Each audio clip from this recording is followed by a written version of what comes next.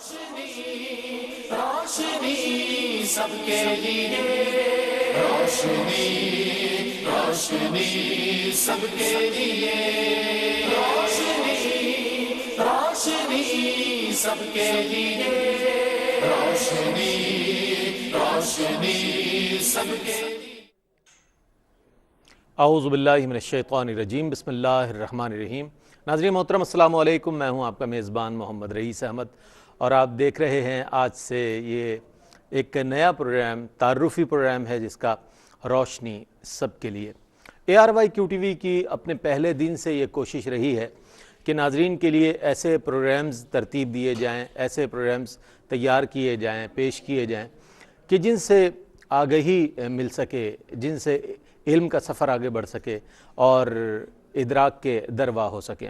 अल्हम्दुलिल्लाह इस कोशिश में ARYQTV बहुत हद तक कामयाब है। आपकी मोहब्बतें ARYQTV के साथ हैं, आपकी तवज्जोहात ARYQTV के साथ हैं और ये सफ़र अल्हम्दुलिल्लाह अपने इर्तिक़ाई मनाजिल तय कर रहा है। और इसी तसलसल में एक ये प्रोग्राम जिसको आज आप देख रहे हैं और आज के साथ साथ इंशाअल्लाह हर पीर से लेकर जुमेरात तक रात 10 बजे पाकिस्तानी वक्त के मुताबिक बराह रास्त आप देखा करेंगे।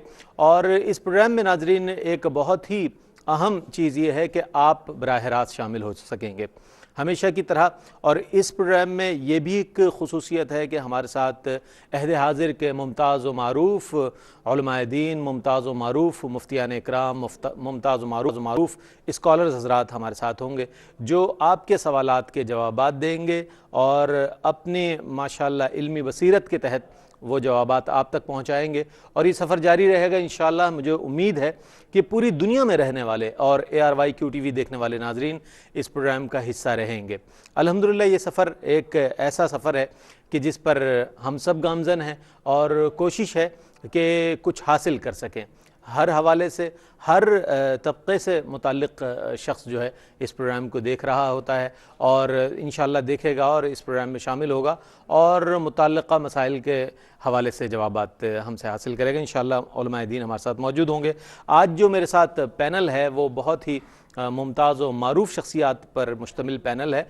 मेरे दाएं जानिब तशरीफ़ फरमा है मुमताज़ व मारूफ़ आलिम दीन, मुमताज़ व मारूफ़ हमारे एक ऐसे स्कॉलर के जिन्हें आप सुनते हैं, देखते हैं, पसंद करते हैं, मुख्तलिफ़ प्रोग्राम्स में आप इन्हें मुलाहज़ा फरमाते हैं। अल्लामा सैयद मुज़फ़्फ़र हुसैन शाह साहब हमारे साथ आज मौजूद हैं। अस्सलाम वालेकुम सलाम व रहमतुल्लाह। और आपके साथ तशरीफ़ रखते हैं मुमताज़ व मारूफ़ शख्सियत अहद हाज़िर की इल्मी हवाले से माशाअल्लाह और तहक़ीक़ी हवाले से बहुत मारूफ़ शख्सियत प्रोफ़ेसर अनवार अहमद ज़ई साहब। आप आला सानवी तालीमी बोर्ड के चेयरमैन हैं। आपको भी मैं खुशामदीद कहूँगा और अस्सलाम वालेकुम। वालेकुम सलाम। और आपके साथ तशरीफ़ रखते हैं मुमताज़ व मारूफ़ शख्सियत जिनके प्रोग्राम्स आप देखते हैं और पूरी दुनिया में जिनके प्रोग्राम्स को बहुत पसंद किया जाता है और तसलसल के साथ माशाअल्लाह प्रोग्राम्स करते हैं। मुफ्ती अबू बकर सिद्दीक़ शाज़ली साहब हमारे साथ मौजूद हैं। क़िबला अस्सलाम वालेकुम। वालेकुम अस्सलाम। आप तीनों को खुशामदीद कहूँगा आज के प्रोग्राम में। और चूँकि तारुफ़ी प्रोग्राम है, नाज़रीन के लिए भी ये बताता चलूँ कि आज आप इस प्रोग्राम के बारे में भी अपनी राय दे सकते हैं कि इस प्रोग्राम की आप कितनी ज़रूरत को महसूस कर रहे थे और इस प्रोग्राम में शामिल होने के लिए इंशाअल्लाह जो आपका जज्बा है वो भी हमारे सामने आएगा जब आपकी लाइव कॉल्स इस प्रोग्राम में आएंगी। तो अल्लामा साहब आपसे आगाज़ करते हैं आज के प्रोग्राम का और इस दुआ के साथ आगाज़ करते हैं कि इंशाअल्लाह ये सफ़र जो है हमारा जारी रहेगा, कामयाबी के साथ जारी रहेगा और पूरी दुनिया में रहने वाले किसी भी मुल्क, किसी भी शहर, किसी भी इलाक़े, किसी भी कस्बे, किसी भी गाँव, किसी भी देहात में रहने वाले लोग जो हैं इस प्रोग्राम में शामिल हो सकते हैं और अपने अपने मसाइल का हल मालूम कर सकते हैं। और जो भी जहन में उलझन है या वो मुश्किलात जो आपके जहनों पर दस्तक देती हैं उन मुश्किलात का यकीनन आप हल पूछ सकेंगे। आज के प्रोग्राम का आगाज़ करते हैं। ये फरमाइए अल्लामा साहब कि एक मुसलमान के लिए दीनी मसाइल का जानना कितना ज़रूरी है? बिस्मिल्लाहिर्रहमानिर्रहीम। रब्बि इश्रह ली सदरी व यस्सिर ली अमरी वहलुल उक़दतम मिन लिसानी यफ़क़हू क़ौली। पहले तो मैं आपकी विसासत से QTV को मुबारकबाद पेश करना चाहता हूँ कि एक तसलसल के साथ जिसको जहद मुसलसल आप कहिए कि QTV ने मुसलमानों की आगाही के लिए और उन्हें ज़रूरी इल्म से आशना कराने के लिए और उसके साथ साथ उसकी तफसीर, उसकी तशरीह के हवाले से, उसकी निस्बत के हवाले से दीगर और वो उलूम के दरीचे उनके सामने खोले हैं जो एक مسلمان کے لیے، ایک انسان کے لیے بہت ضروری ہوتے ہیں، اور اسی میں سے ماشاءاللہ ایک خوبصورت باب جو ہے وہ آج کا یہ آپ کا پروگرام ہے روشنی۔ میں اس حوالے سے عرض کرنا چاہوں گا کہ جس طرح کہ آپ نے عرض کیا، ارشاد فرمایا کہ مسلمانوں کو سیکھنے سکھانے کے حوالے سے اسلام کیا تعلیم دیتا ہے، تو یہ تو ایسی بات ہے کہ اس کے بارے میں کیا کہا جائے۔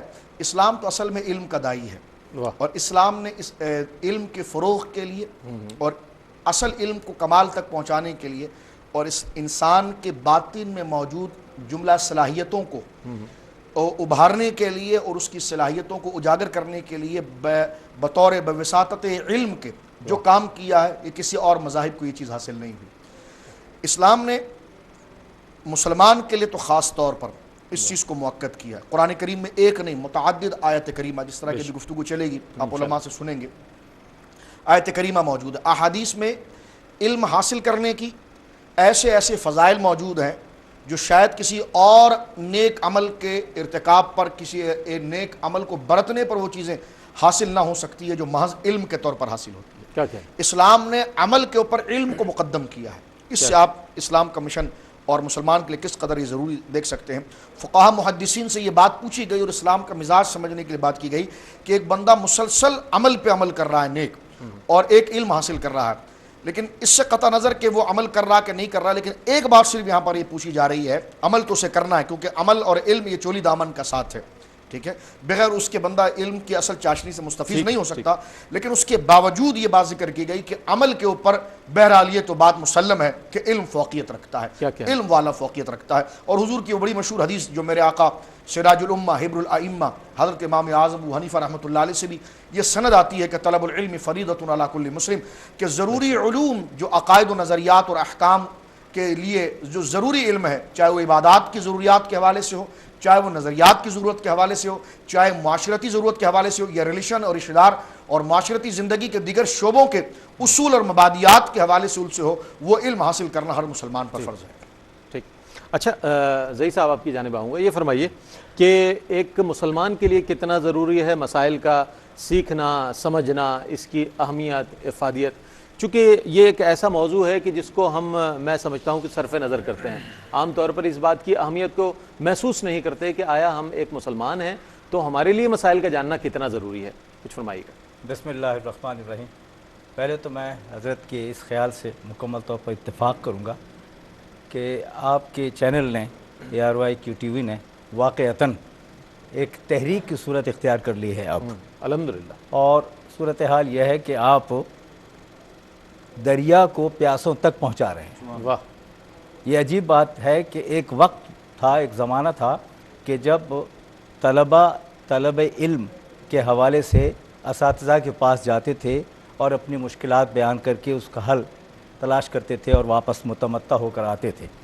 آپ نے یہ کیا ہے کہ ان سوالات کے اور مفتی صاحب جیسے اور شاہ صاحب جیسے برگزیدہ اور اکابر شخصیات کو سامنے لا کے ان تک ان تمام معاملات کو پہنچایا ہے جو ان کی ذہنوں میں ابھر رہے ہیں۔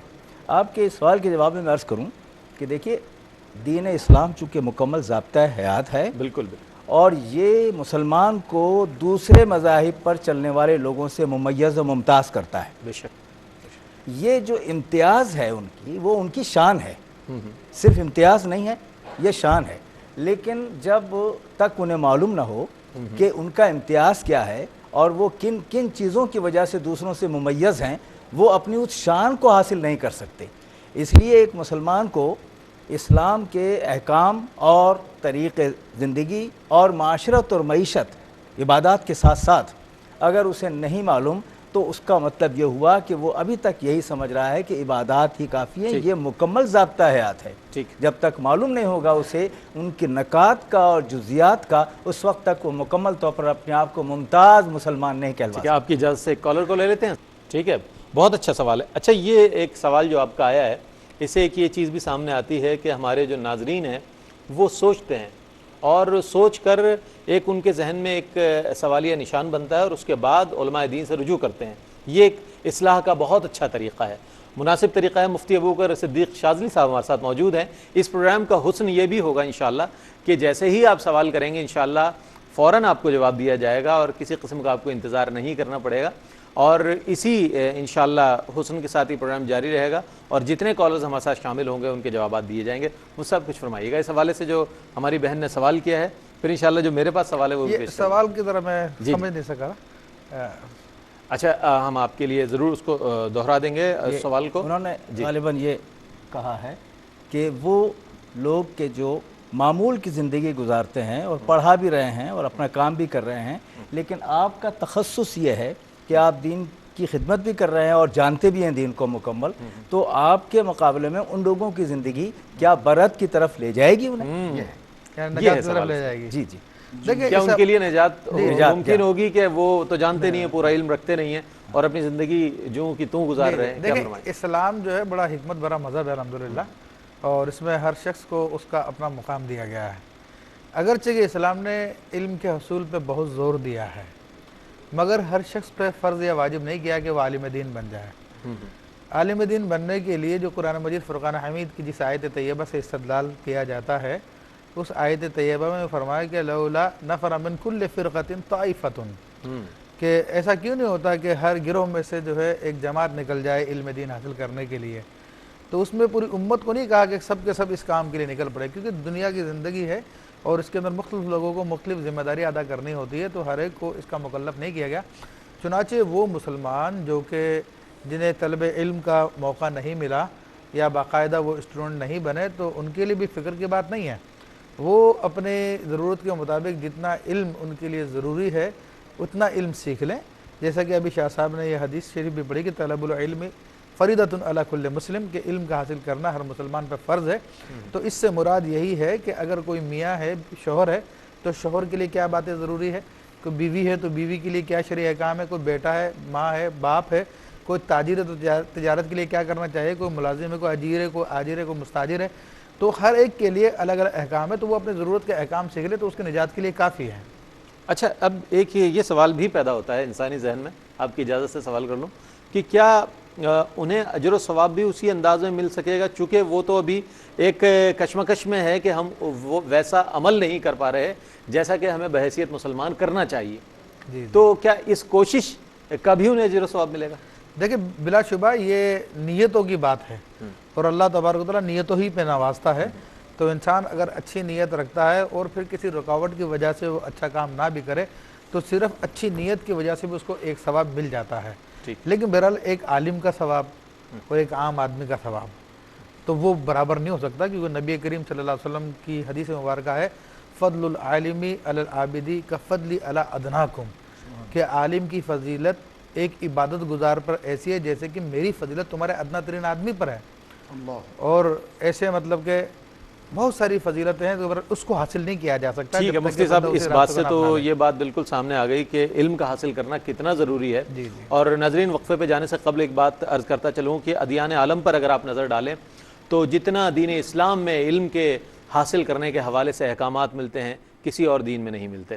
تو یہی بات ہے, یہی وجہ ہے کہ جو اس کا اجر و ثواب ہے وہ بہت زیادہ بڑھ جاتا ہے. حاضر ہوتے ہیں. خوش آمدید ناظرین, آپ دیکھ رہے ہیں پروگرام روشنی سب کے لیے.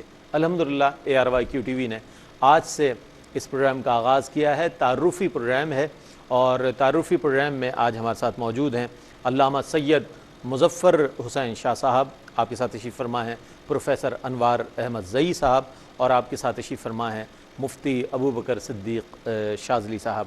آپ یہ پروگرام دیکھتے رہیں گے انشاءاللہ, اور روزانہ ہم آپ کے ساتھ ہوں گے. پیر تا جمعرات رات 10 بجے پاکستانی وقت کے مطابق ہم آپ کی خدمت میں حاضر ہوں گے براہ راست, اور آپ ہمارے ساتھ ہوں گے انشاءاللہ. مفتی صاحب کیا فرمائیں گے؟ آپ ہمارے جو کالر ہیں انہوں نے کہا کہ پوسٹ مارٹم ہوتا ہے, اعضائے جسمانی نکال لیے جاتے ہیں اور اس کے بعد پھر جو معاملات ہوتے ہیں, آپ فرمائیے گا کہ اس سے کیا ان کے ذہن میں جو سوال ہے اس کا جواب میں چاہوں گا آپ تینوں سے لوں گا, لیکن پہلے آپ فرمائیے گا. دیکھیں اس حوالے سے پوسٹ مارٹم کے حوالے سے کہ ہونا چاہیے نہیں ہونا چاہیے, علماء کے مختلف نظریات ہیں, لیکن خاص طور پہ جو کوشچن انہوں نے کیا ہے کہ ایکسیڈنٹ والے کے اعضاء وغیرہ نکال لیے جاتے ہیں, تو اخلاقی اعتبار سے یہ بات درست نہیں ہے. بلکہ جو لوگ اس کے مطلقاً جواز کے قائل ہے, جو لوگ یوں کہہ لیجئے کہ غیر مسلم بھی ہے, تو وہ بھی اس بات کو لائق نہیں کرتے کہ کسی کے اعضاء کو اس کی اجازت کے بغیر اس کے جسم سے نکال لیا جائے.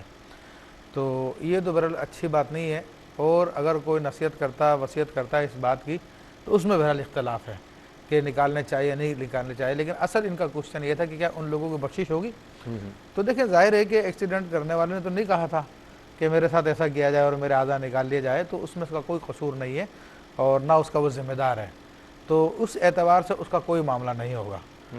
البتہ جن لوگوں نے یہ کام کیا ہے ان کے بارے میں اس سے باس پرس ہوگی کہ تم نے یہ حادثہ کیوں تو کیا۔ اتفاقاً ہے مفتی صاحب، حادثہ جو ہے یہ اتفاقیہ ہے، جی جی جو جس سے حادثہ کا سبب بن رہا ہے اسے بھی نہیں معلوم تھا کہ یہ حادثہ ہے۔ تو میں شاہ صاحب کی جانب آؤں گا، شاہ صاحب اسے کیا کہیں گے، چونکہ کیا وہ اس کا بھی مواخذہ ہوگا جس کے جو سبب بنا ہے حادثے کا، اور جس کا جو پوسٹ مارٹم ہوا ہے اس کا خاتمہ کس طرح ہوگا؟ وہ اصل میں کالر جو سوال لے کر آئے ہیں وہ بڑا اہم اور کرنٹ سوال ہے۔ دیکھیے پوسٹ مارٹم کے حوالے سے تو قبلہ مفتی صاحب نے دو نظریے آپ کے سامنے ذکر کر دی ہیں، ایک جواز کا، ایک عدم جواز کا۔ دراصل اس پہ نصوص موجود ہے کہ غسل کے دوران بھی حضور علیہ الصلوۃ والسلام کا ارشاد ہے کہ میت کے جسم پر ہاتھ ہلکا رکھا جائے، ٹھیک ہے، اس کی قبر پر نہ بیٹھا جائے، اس سے کہ میت کو اس سے درد اور تکلیف پہنچتی۔ ایک بات، تو اس احادیث اور ان تمام قرینوں کو سامنے رکھ کر یقیناً اس کا جواز کا فتویٰ تو نہیں دیا جا سکتا، ایک بات۔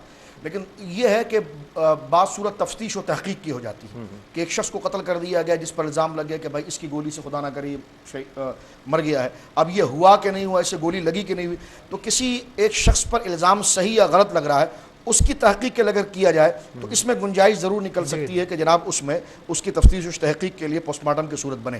لیکن یہاں پر دو صورتیں، وہ یہ کہہ رہے ہیں جس کا پوسٹ مارٹم ہوا وہ کیا ہے، تو دیکھیے اگر وہ صاحب ایمان ہے اور ایکسیڈنٹ موت اور اچانک اور ناگہانی موت کو تو شہادت کی موت قرار دیا گیا ہے، وہ بندہ تو یقیناً جنتی اہل ایمان ہے۔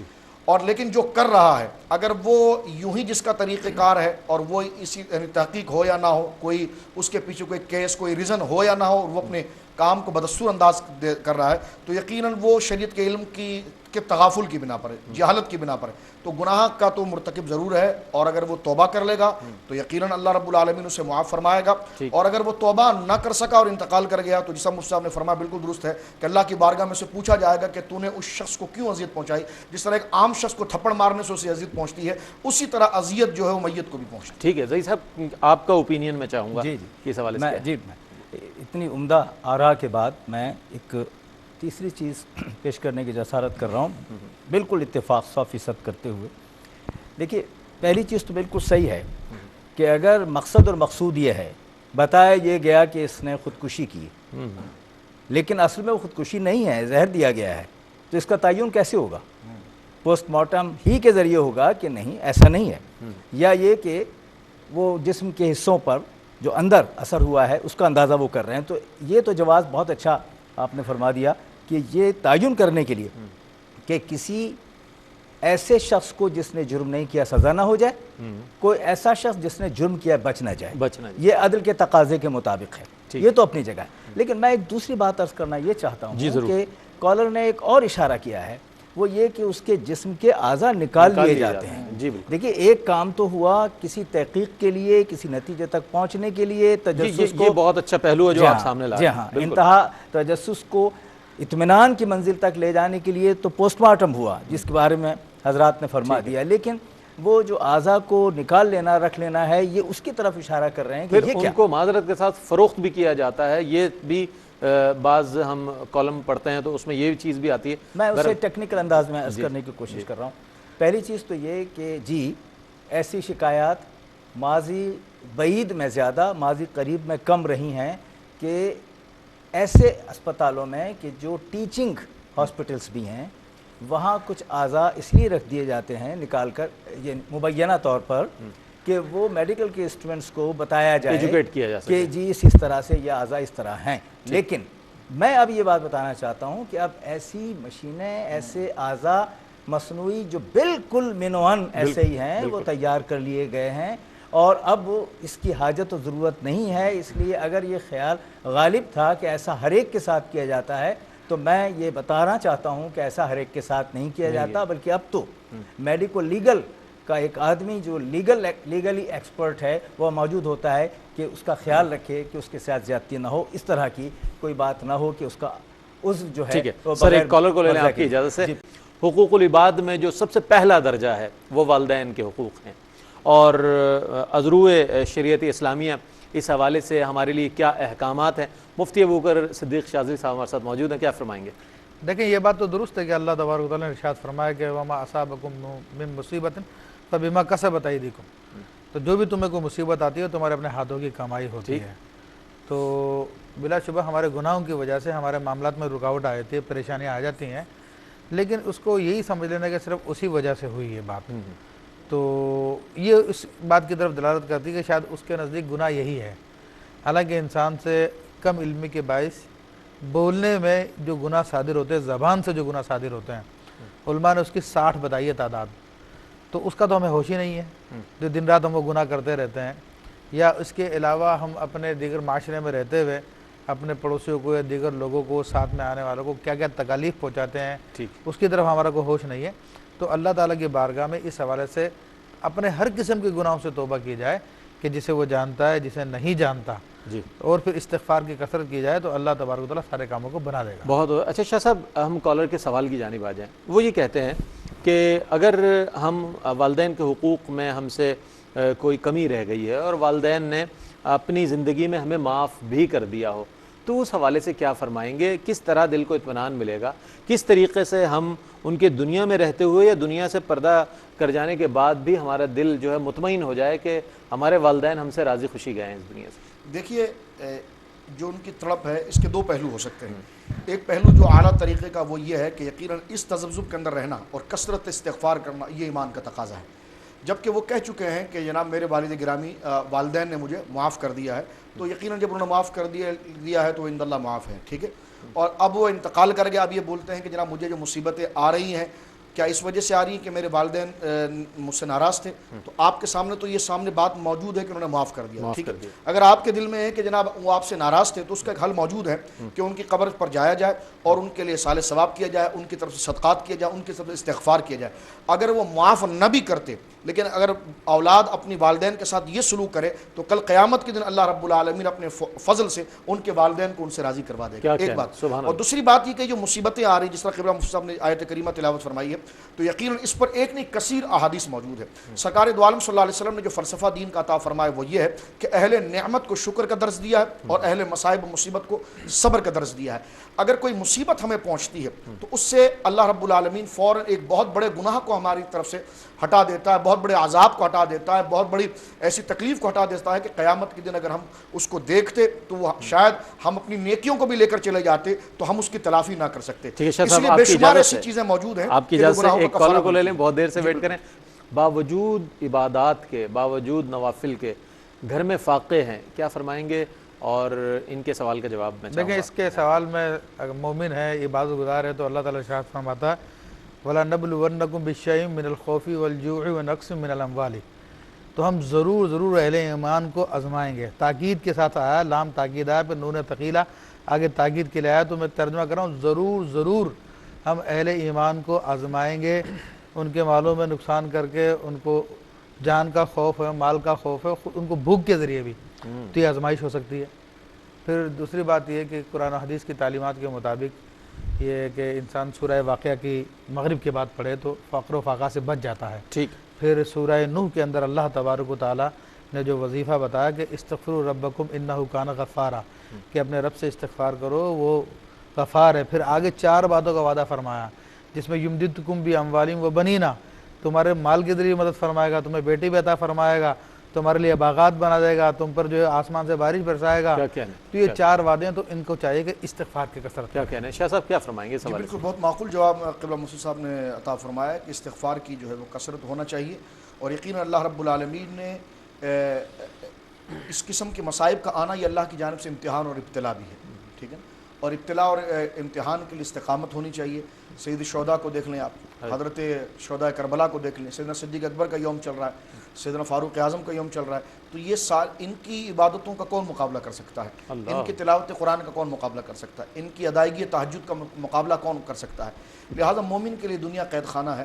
اس حوالے سے یہ مصائب آتے ہیں. اس لیے شریعت مطہرہ نے اپنے کلمے پڑھنے والوں کو یہ سبز باغ نہیں دکھائے کہ جو کلمہ پڑھ لے گا تو جناب اس کے لیے جناب جو زمین آسمان کے تمام معاملہ ڈھیر کر دیے جائیں گے، سبحان اللہ۔ بلکہ اسباب کو سامنے رکھا ہے کہ یہ اسبابی چیزیں ہیں، اس میں تم کو سروائیو کرنا پڑے گا۔ اور جس کے پاس مال ہے وہ اللہ کا محبوب ہے، ایسا ضروری نہیں، اور جس کے پاس کچھ بھی نہیں ہے وہ اللہ کا محبوب ہو، یہ بھی ضروری نہیں ہے، بلکہ دونوں کو چاہیے کہ وہ مال کو بھی آزمائش سمجھے، یہ غربت کو بھی آزمائش سمجھے، اور اس میں اللہ رب العالمین کے احکام کی پابندی کر کے آگے چلے۔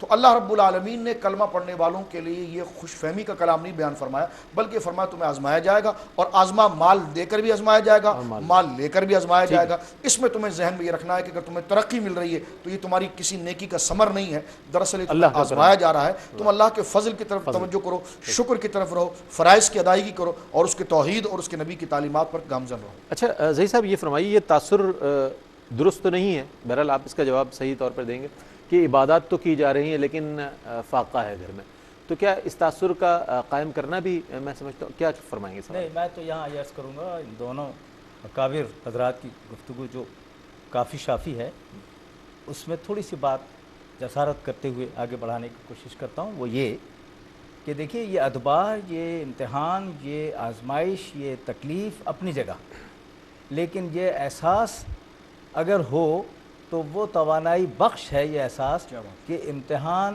اسی کا لیا جاتا ہے جو تیار ہو امتحان دینے کے لیے۔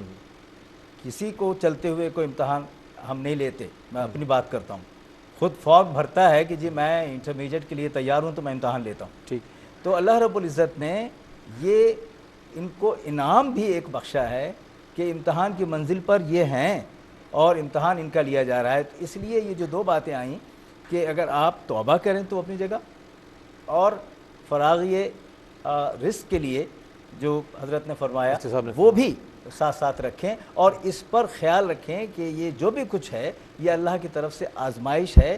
تو تشکیک اپنی جگہ، لیکن تفخر بھی ایک کیفیت کے ساتھ آ رہا ہے۔ کیا کہنا، خوبصورت بات آپ نے ارشاد فرمائی۔ اچھا علامہ صاحب یہ فرمائیے کہ ابلاغ اور تبلیغ کے لیے کون سے میڈیم ہو سکتے ہیں، اور اس سوال کے بعد ہم اپنے پروگرام کی جانب آ جائیں گے، چونکہ آج یہ پہلا پروگرام ہے، تعارفی پروگرام ہے۔ کیا فرمائیں گے کہ کون کون سے ذرائع ہیں؟ جی بالکل، اس سے پہلے سب سے پہلا سوال جو ہمارے سامنے آیا تھا وہ بھی یہی تھا کہ عصری علوم کی درس و تدریس کرنا، یعنی ایک ہے جو انگریزی ہی پڑھائے جا رہے ہیں، ایک ہے جو وہ میتھمیٹکس کے اندر ہی ماہر ہیں یا سائنسی علوم میں ماہر ہیں، تو آیا وہ ان کا انجام کیا ہوگا اور مذہبی تعلیم ان کا انجام کیا ہوگا؟ تو دیکھیے اسلام کا نظریہ اس حوالے سے پہلے میں عرض کر دوں کہ اسلام نفس علم کی قدر کرتا ہے، نفس علم کو بیان کرتا ہے۔ ہر وہ علم جو شعور بالغیت عطا فرمائے اور اس میں شعور عطا فرمائے، اس میں تو کوئی شک نہیں کہ علم شریعت تمام پر تفوق رکھتا ہے، علم دین تمام پر تفوق رکھتا ہے۔ عصری تعلیم چاہے جس علم کے ساتھ آراستہ ہو جائے اس منصب کو نہیں پا سکتی جو اللہ رب العالمین کے کلام اور اس کے حبیب کی سنت کے ساتھ وابستہ ہے، لیکن اس سے ہٹ کر علم کی اگر دوسری عصری صورت کو اگر آپ دیکھ لیں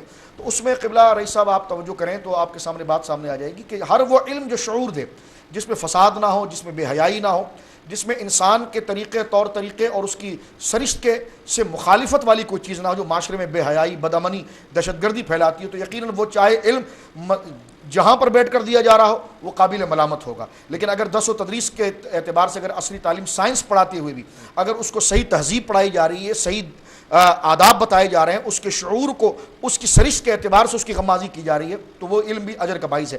اسی طرح علم کو پہنچانے کے جتنے ذرائع ہیں، چاہے پرنٹ میڈیا ہو، چاہے میڈیا کی جتنی اقسام ہو یا جرائد ہو، ہر وہ چیز جو علم پہنچا رہے ہیں، پہلے یہ دیکھا جائے کہ وہ علم پہنچ کیا رہا ہے۔ اگر وہ علم یقیناً وہ علم ہے جس کو اللہ رب العالمین نے ذکر فرمایا دینی اعتبار سے اور معاشرتی اعتبار سے، اور جس طرح قبلہ زئی صاحب نے شاہ فرمایا تھا کہ معاشرت اور معیشت کے حوالے سے جو شعور پیدا کرے، اس کے حل کو پیدا کرے، تو یقیناً یہ تمام ذرائع اس وقت بہت زیادہ مفید ہیں۔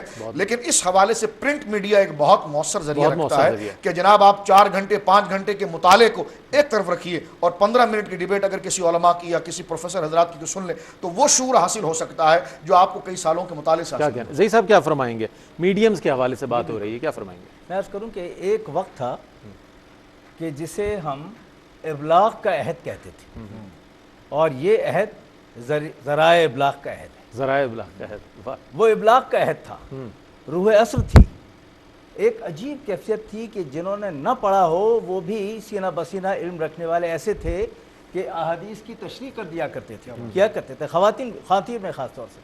تو وہ عہد تھا۔ اب آج کیونکہ ذرائع ابلاغ کی بات ہے، اس لیے مؤثر ترین جو ذریعہ ہے وہی سب سے زیادہ اثر انداز ہوتا ہے۔ ٹھیک ہے۔ اس میں ایک اہم بات یہ ہے کہ جب ہم کوئی ذریعہ اپناتے ہیں، ایک وقت میں تقریر ذریعہ تھی، پھر تحریر ذریعہ ہوئی، اور اب یہ جو الیکٹرانک میڈیا کے ذریعے سے بات جا رہی ہے، نشر و اشاعت، اب ایک نشر و اشاعت، ٹھیک۔ یہ اس قدر مؤثر ہے، اور نہ صرف مؤثر ہے بلکہ وہ فکر کو آگے بڑھا رہی ہے، جس کو کہ اصطلاحاً کہا گیا ہے طرز احساس۔ طرز احساس۔ میں عرض کروں کہ مفکرین نے یہ کہا ہے کہ ہر عہد کی ایک طرز احساس ہوتی ہے، ٹھیک۔ اس طرز احساس میں ارتقاء نہ ہو تو فکری انقلاب نہیں آتا۔ واہ، اچھی بات۔ فکری انقلاب کے لیے ذریعہ ابلاغ اور وہ جو مؤثر ترین ہے۔ کیا کہنا مفتی صاحب، کیا فرمائیں گے اس حوالے سے؟ اور جب نشر و اشاعت کی بات آ گئی تو ARYQTV کا نام سامنے آ جاتا ہے کہ دین اسلام کی ترویج، تبلیغ اور اشاعت جس طریقے سے ARYQTV کے حوالے سے کی جا رہی ہے، اور پوری دنیا میں رہنے والے اس سے روشنی حاصل کر رہے ہیں، کیا فرمائیں گے؟ اور آج کے ہمارے پروگرام کا عنوان بھی، اس پروگرام کا عنوان بھی روشنی سب کے لیے ہے، کیا فرمائیں گے؟ دیکھیں ماشاءاللہ یہ ذرائع ابلاغ تو بہت سارے ہیں، لیکن ان میں جو مؤثر ترین ہے وہ ٹیلی ویژن ہے۔ ٹھیک۔ کیونکہ پہلے تربیت اولاد ہوا کرتی تھی ماں کی گود میں، اور ماں اپنے بچے کو جب گود میں لیتی تھی، سلاتی تھی، تو باقاعدہ اسے اچھی باتیں بتاتی تھی، صحابہ کے واقعات بتاتی تھی، حضور صلی اللہ علیہ وسلم کی سیرت بتاتی تھی، اچھی پیاری پیاری لوریاں سنایا کرتی تھی۔ لیکن اب زمانہ ایسا آ گیا کہ ٹیلی ویژن سارا ٹائم لے لیتا ہے، پورے گھر والوں کا ٹائم لے لیتا ہے، ماں کا بھی لے لیتا ہے، بیٹی کا بھی لے لیتا ہے، بہن کا، سب کو اپنے سامنے بٹھا لیتا ہے۔ تو اب اس پہ جو چلایا جاتا ہے تو لوگ خود بخود اس کو سیکھ رہے ہوتے ہیں، کیونکہ انسان کی نیچر امیٹیٹیو ہے، وہ جو بھی سیکھتا ہے اس کی نقل کرتا ہے وہ۔ ٹھیک۔ تو یہ جو کچھ سیکھ رہا ہوتا ہے تو اس کے اثرات بچے پہ بھی پڑتے ہیں، بچے کی ماں پہ بھی پڑتے ہیں۔ ٹھیک۔ تو اس زمانے میں اگر میں کہوں کہ سب سے بڑا مربی، چاہے وہ پازیٹیو سائڈ ہو چاہے نیگیٹو سائڈ ہو، وہ ٹیلی ویژن ہے، تو یہ غلط نہیں ہوگا کہ سب سے زیادہ انسانوں پہ یہ اثر انداز ہو رہا ہے۔ اثر انداز، بہت تو اس شکریہ حوالے سے ARY کے حوالے سے ماشاءاللہ، خاص طور پر QTV کے حوالے سے تو اس کی خدمت کا اعتراف پوری دنیا کر رہی ہے، جہاں پر بھی جاتے ہیں الحمدللہ لوگ اس کو تسلیم کرتے ہیں، واقعی ہماری زندگیوں میں روشنی داخلی کرتے ہیں۔ بہت شکریہ ادا کروں گا علامہ سید مظفر حسین شاہ صاحب آپ کا، اور پروفیسر انوار احمد زئی صاحب آپ کا، اور ہمارے مفتی ابو بکر صدیق شاذلی صاحب، آپ تینوں حضرات نے بہت خوبصورت گفتگو فرمائی۔